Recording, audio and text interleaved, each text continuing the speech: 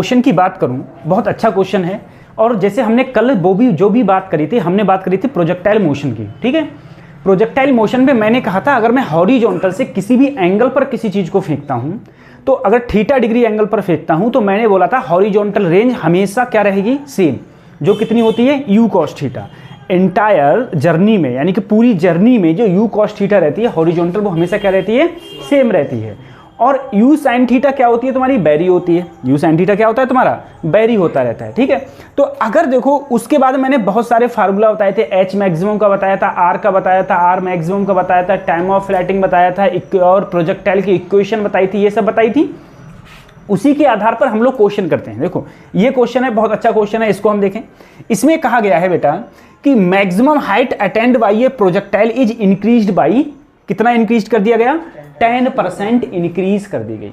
क्या इंक्रीज कर दी गई, हाइट कितनी कर दी गई, increase 10% increased by 10%, keeping the angle of projection and initial velocity constant. Angle भी कांस्टेंट है और इनिशियल वेलोसिटी भी क्या है, कांस्टेंट है। इसने कहा है what is the percentage increase in the horizontal range, range में कितनी परसेंटेज इंक्रीज होगी। तो सबसे पहले तो सर तुम देखो h का फार्मूला देखो सर, h बराबर तुम बोले क्या होता है, बोलो u square sine square theta upon 2g।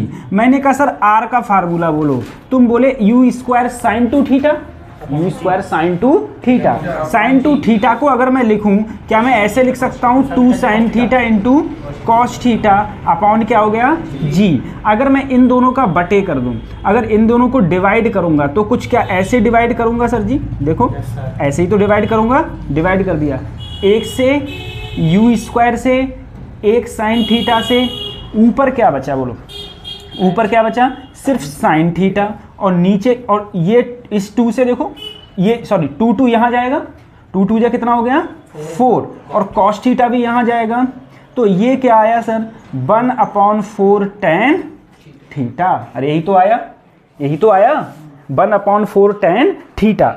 अब जरा सोचो सर h/r की वैल्यू जो आपकी आई 1/4 इंटू tan थीटा। अगर मैं h को ऐसे ही रहने दूं, ठीक है, या तुम इसको ऐसे ही रहने दो, या h को ऐसे रहने दो, r को अगर मैं इधर ले जाऊं 1/2 4 tan थीटा इंटू, अब बताओ सर इसने परसेंटेज इंक्रीमेंट देख रहा है, परसेंटेज इंक्रीमेंट है। अब मुझे ये tan थीटा क्या है, थीटा क्या है, कांस्टेंट। क्यों, क्वेश्चन में साफ साफ कहा है एंगल ऑफ प्रोजेक्शन और इनिशियल वेलोसिटी सब कुछ तुम्हारी क्या थी, कांस्टेंट। तो सर जी u कांस्टेंट था तभी तो मैंने u काट दिया था, थीटा था तभी मैंने यहाँ पर क्या लिया था, थीटा। थीटा क्या है तुम्हारा, कांस्टेंट। अब जरा सोचना, कांस्टेंट अगर मैं इसे एरर के टर्म में लिखूं तो डेल्टा h अपॉन कांस्टेंट का कोई एरर गायब कर दो, यहाँ क्या बचा डेल्टा r अपॉन, मुझे बताओ जितना एरर h का है उतने ही एरर किसका है, अरे बराबर नहीं है, दोनों क्या है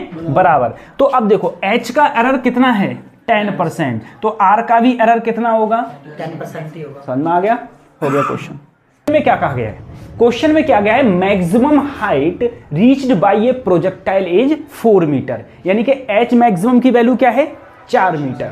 वेलोसिटी ऑफ प्रोजेक्शन, अच्छा, और रेंज कितनी दे रखी है 12 मीटर। तुमसे क्या पूछा है कि किस वेलोसिटी से तुमने उसे थ्रो किया, या वेलोसिटी ऑफ प्रोजेक्शन पूछा है। अब देखो अगर मैं इस क्वेश्चन की बात करूं, सबसे पहले तुम्हें हाइट दे रखी है, तुम बोले सर h का फार्मूला मैं जानता हूं, क्या होता है u square sine square theta upon 2g। मैंने कहा बिल्कुल ठीक है, सही है। ये कितना दे रखा है सर 4, कितना दे रखा है 4। रेंज कितनी दे रखी है 12, और रेंज का फार्मूला बोले सर वो भी मैं जानता हूं, ये हो जाएगा u square sine 2 theta. Sine 2 theta का मतलब क्या हो गया 2 sine theta into cos theta upon, अरे यही तो हो जाएगा, बोलो हो गया। अब दोनों को क्या कर दो बटे, दोनों को बटे करोगे तो यही तो बटे गया, g से u स्क्वायर से, यहाँ पर क्या बचा 1/3, 1 से ये गायब हुआ, ठीक है। अब देखो ये वाला, ये यहाँ 1 बचा, 1 ऊपर इसके साथ जाएगा तो खाली साइन थीटा ही तो बचा, क्या बचा साइन थीटा, 2 दूनी 4, और यहाँ पर क्या हुआ कॉस थीटा, तो कॉस थीटा।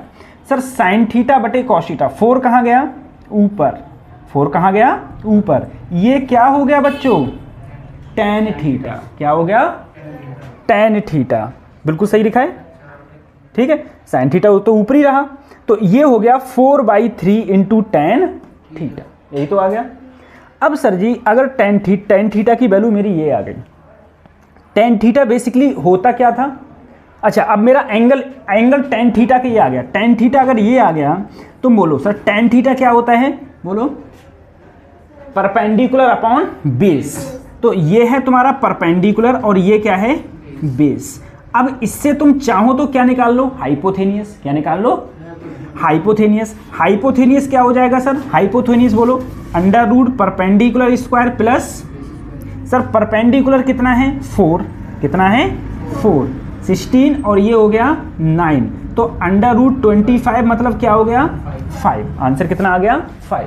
ये आ गया हाइपोथेनियस। क्या आ गया सर, ऐसा तुमने क्यों किया, ऐसा इसलिए किया क्योंकि तुम्हें क्या निकालना है कि किस वेलोसिटी से फेंका है, यानी कि तुम्हें किसकी वैल्यू निकालनी है, u की। किसकी निकालनी है, तो चाहे इसमें रख दो चाहे इसमें रख दो। मान लो अगर मैं ऊपर वाले में रखूं तो मुझे पता था h बराबर you square sine square theta upon, sir h की वैल्यू कितनी थी 4, यू स्क्वायर मुझे निकालना है। साइन थीटा क्या होता है, तुम बोले परपेंडिकुलर अपॉन हाइपोथेनियस, परपेंडिकुलर अपॉन, तो परपेंडिकुलर कितना है 4, हाइपोथेनियस कितना है 5, तो यहां रखूंगा मैं 4/5 का होल स्क्वायर। जी की वैल्यू मान लो बच्चों 10 हो गई, ये 20 हो गया, 20 के इससे मल्टीप्लाई हो गए क्या हो गई 80, ये हो गया 16/25, यही तो आ गया।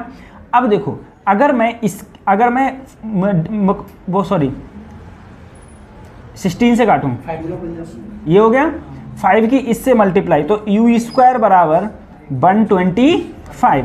अब 125 को मैं लिखना चाहूं तो 5/5 भी लिख सकता हूं, लिख दिया 5/5। तो इसमें मेरा आंसर, अच्छा सर जी इसमें तो मेरा जी में आंसर कह रहा है, किस में कह रहा है, जी में। तो देखो 5 ये है और जी है 10/2, बात समझ में आ रही है, देखो 10/2, या तुम चाहो तो यहां पर जी ही रहने देना, ठीक है, यहां जी रहने देना। तो आंसर आएगा तुम्हारा कौन सा, ए ऑप्शन आएगा, ए ऑप्शन। इसमें कहा है मेरे पास में 2 बॉडी हैं, एक 45 डिग्री और एक 60 डिग्री। तुमसे कहा गया हॉरिजॉन्टल से ये दोनों बॉडी फेंकी गई, बॉडी दोनों फेंकी गई, सेम वर्टिकल हाइट अटेंड करी, सेम वर्टिकल हाइट इन दोनों ने अटेंड करी। बस देखो अब जरा सोचना, सर ऐसा है मेरे पास में 2 बॉडीज हैं, एक मैंने फेंकी 45 डिग्री एंगल पर, एक मैंने थ्रो करी कितने पर 60 डिग्री, ठीक है। ये मान लिया u1, ये मान लिया u2, u1 और u2, और इसने कहा इन दोनों ने सेम हाइट अटेंड करी, यानी कि जितने ऊपर ये गई दूसरी वाली भी उतनी हाइट तक गई, ठीक है, सेम हाइट अटेंड करी। तो तुमसे वेलोसिटी का क्या पूछ रहा है, रेशियो। अरे तो दिक्कत किस बात की है, हाइट तो सेम अटेंड करी है ना। देखो h1 बराबर h2, पहले का कर दिया u1 square sine square, theta की जगह क्या डालूं सर 45/2g। दूसरे की वेलोसिटी सर कितनी है u2, तो u2 स्क्वायर साइन स्क्वायर 60 क्या 2g से 2g कट गया। अगर मैं यहाँ u1 स्क्वायर रहने दूं और इधर क्या कर दूं u2 स्क्वायर, तो उधर बचेगा खाली तुम्हारा साइन स्क्वायर 60, कतई हलुआ क्वेश्चन है, साइन स्क्वायर 45। साइन 60 का मान सबको पता होता है √3/2 का होल स्क्वायर, साइन 45 का सबको मान पता होता है, ये हो जाता है, ठीक है। अगर मैं यहाँ पर देखूंगा, यहाँ देखूँ, सबसे पहले तो तुम चाहो तो एक काम करो, देखो सर जी इधर भी स्क्वायर है और इधर भी क्या है भाई स्क्वायर है, तो u1/u2 का होल स्क्वायर, ठीक है, होल स्क्वायर। अगर मैं इसमें करूंगा, ठीक है, चाहे तुम चलो कर लो, हटाओ, यहाँ हो गया 3/4, यहाँ क्या हो गया 1/2, अरे यही तो हो गया। फोर्थ कहाँ जाएगा ऊपर, तो 3 2 जा 6/4, यही तो आया 6/4, 6/4 आ गया। अब अगर मैं देखूं कि सर अब मेरा क्या हो जाएगा, 3 2 जा 6, 6/4, चलो ठीक है, 6/4 हो गया, है ना। अब मैंने देखा sin 45 की वैल्यू यही होती है ना, sin 60 की वैल्यू यही होती है, ठीक है। अगर मैं u1 2 से काटो, 2 तियाँ 2 दूनी, भाई यही तो होगा। तो u1 बटे u2 करूँगा तो उधर अंडर रूट पटकूँगा, अंडर रूट पटकूँगा तो आंसर क्या आएगा, √3/2। यही तो रेशियो आ गया, रेशियो क्या आ गया, √3/2। कौन सा ऑप्शन सही होगा इसका, डी ऑप्शन, √3/, अच्छा दोनों मैंने सेम कर दिए हैं, चलो इनमें से एक आंसर सही होगा, √3/2। लो इसका 4 कर, इसका कुछ ये कर दो, 3/2 √3/2, अब सही है, ठीक है। कोई एक अलग कर दो, कर दिया, ये ऑप्शन हो जाएगा। एक प्रकार से इसमें 4 चीज़ें छुपी रखी। क्या, इसने तुम्हें एक इक्वेशन दे दी, किसकी इक्वेशन दे दी, प्रोजेक्टाइल की। मुझे बताओ क्या ये प्रोजेक्टाइल की इक्वेशन टी के टर्म में है, नहीं, किसके टर्म में है, वाई और एक्स के। बात समझ में आ रही है। जब मैंने लास्ट टाइम पे प्रोजेक्टाइल की इक्वेशन पढ़ी थी तो मैंने ये पढ़ा था y = x tan theta 1 - x upon, यही तो मेरी प्रोजेक्टाइल की इक्वेशन आई थी, ये मेरी प्रोजेक्टाइल की इक्वेशन आई थी। तुमसे इसमें पूछा है कि सब बताओ इनमें से कौन सा इनकरेक्ट है। जब इसने एक बार क्या रखी है, इसने कहा रेंज 1 मीटर है, एंगल 45 डिग्री है, मैक्सिमम हाइट 0.25 है, टाइम ऑफ फ्लाइटिंग 0.25 है। बात समझ में आ रही है। सिर्फ तुम्हें ये दे रखा है, अब इससे ही तुम्हें सब कुछ निकालना है। तो देखो अगर मैं इस इक्वेशन को देखूं, सबसे पहले इस टाइप का क्वेश्चन अगर पूछा जाएगा तो x - x², यही तो लिखा हुआ है। इसमें मैं अगर x कॉमन लिया तो यहां पर क्या बचा, 1 - x, अरे यही तो बचा 1 - x। अब जरा सोचो सर, यहां भी 1 है, यहां भी 1 है, यहां भी x है, यहां भी x है, नीचे यहां पर r है, यहां पर नीचे कुछ नहीं है ना, कुछ नहीं होता है तो क्या होता है, 1 होता है, ठीक है। मुझे बताओ यहां पर x है, यहां पर x है, यहां क्या है tan थीटा, यहां कुछ नहीं है ना, कुछ नहीं है तो गुणा किससे कर दो, 1 से। अरे x की 1 से गुणा कर दो, वही तो आंसर आएगा, वही तो आएगा। अब देखो अगर y बराबर मैं इन दोनों की क्या करूं, कंपेयर करूं। अगर यहां पर मैं कंपेयर करूंगा, कंपेयर करूंगा तो यहां पर देखो tan थीटा, यहां पर वैल्यू कितनी है, 1, यहां पर वैल्यू कितनी है, 1। अब अगर मैं सर यहां पर देखूं तो ये 1 वैल्यू tan में किसकी होती है, तो तुम बोले किसकी होती है, 45। तो थीटा का मान कितना आया, 45 डिग्री, थीटा का मान कितना आया। अब देखो यहां 1 है, यहां 1 है, x है, x है, r की जगह r, यहां पर r, यहां पर r, तो r की वैल्यू भी सर जी कितनी आई, 1 मीटर, r की वैल्यू भी कितनी आई, 1 मीटर। बात समझ आ रही है। अब सर जी मेरा देखो का मान निकाल लिया हमने, एंगल निकाल लिया, और हमने क्या निकाल लिया, r हमें पता चल गई, ठीक है, एंगल पता चल गई। अब इसमें कहीं भी देखो u का मान नहीं दे रखा, लेकिन अगर तुम्हें कभी भी h निकालना है तो तुम्हें एंगल तो पता है तुमको, ठीक है, एंगल पता है, और क्या पता है तुम्हें, r पता है। क्या पता है, r। सबसे पहले क्या करो, u का मान निकालो, किससे, r से। किससे, r बराबर क्या होता है बोलो, u², बोलो sin 2 थीटा अपॉन, तुम बोले r कितना है, 1, r कितना है, 1। g की वैल्यू कितनी है, g की वैल्यू g ही है, या फिर tan ले लो, या फिर क्या ले लो, tan, या फिर g ही रहने दो, ठीक है। यहां पर बचा u², साइन, अगर 2 थीटा करूंगा तो कितना हो जाएगा, ये 90 हो जाएगा, ये क्या हो जाएगा, और साइन 90 की वैल्यू क्या होती है सर, 1। तो अगर मैं u की वैल्यू निकालूं तो u कितना आया मेरा, √g, u क्या आया, अब निकाल लो सर, √g आ गया, अब निकाल लो। अब r तो तुम्हारा ये, अब तुम्हें क्या निकालना है, h निकालना है ना, तो h मैक्सिमम का फार्मूला क्या हो जाएगा, u², तो u² कितना है सर मेरा, g, sine 45, sine upon g से g, साइन 45 की वैल्यू क्या होती है, 1/√2, 1/, तो 1/√2 का होल स्क्वायर बटे 2, तो ये हो गया 2 दूनी 4। क्या ये भी 0.25 आ गई, क्या आ गई, 0.25 मीटर, अरे ये भी सही है। अब देखो टाइम ऑफ फ्लाइटिंग क्या होता है, 2u sin theta upon g, क्या यही तो होता है, 2 ऐसे ही u की जगह क्या लगाया, √g, यहां पर क्या आएगा, साइन 45 अपॉन, यहां पर क्या लगेगा, बोलो सॉरी, √g, ठीक है, यहां पर g। जब मैं इसको करूंगा तो मेरा मान ये नहीं आएगा, सही है, और सब आएगा लेकिन ये नहीं आएगा। तो इसका अगर मैं करेक्ट स्टेटमेंट देखूंगा तो ये होगा, क्योंकि इसमें इनकरेक्ट पूछा है। क्या पूछा है, ये तीनों सही हैं, ये इनकरेक्ट है। ठीक है, देखते हैं। देखो क्वेश्चन में कहा गया है the speed of projectile eight maximum height. अब जरा सोचो सर, मैक्सिमम हाइट होती तो होती कौन सी है?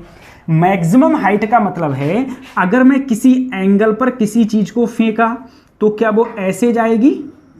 ऐसी तो जाएगी। क्या ये हाइट ही मैक्सिमम होगी? अगर ये हाइट मैक्सिमम होगी तो इधर स्पीड इधर ही तो होगी। ये एंगल कितना है? थीटा।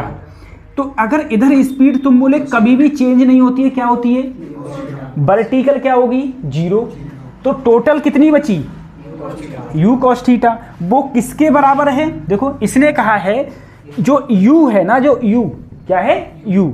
देखो कहा गया है speed of projectile at its maximum height is √3 2 times of initial speed. तो इनिशियल स्पीड कितनी है? u।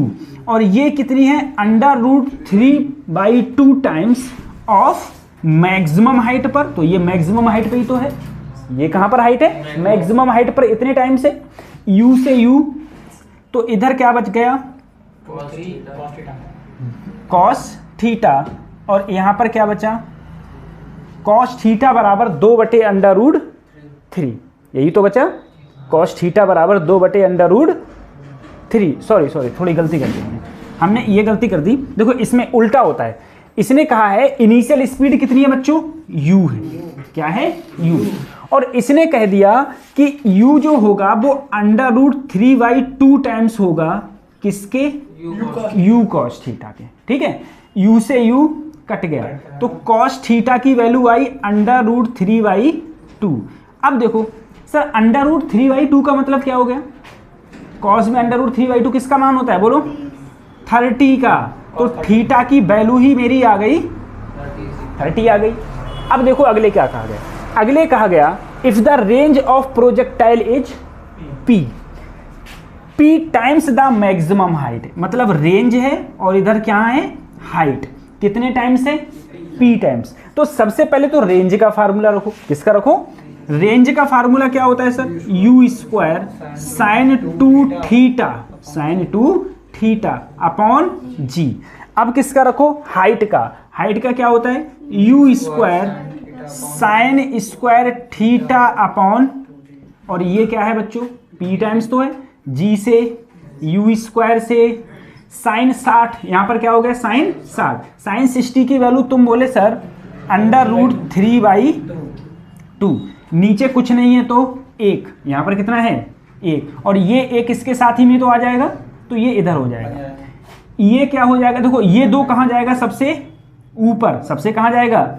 ऊपर। और यहां पर देखो sin² 30। sin 30 की वैल्यू क्या होती है? 1/2। तो 1/2 का स्क्वायर 1/4। 1/4। अब देखो ऊपर ये 4 कहां जाएगा? 4 जाएगा बिल्कुल ऊपर। ठीक है, 2 से 2 कट गया तो क्या आया? 4/3।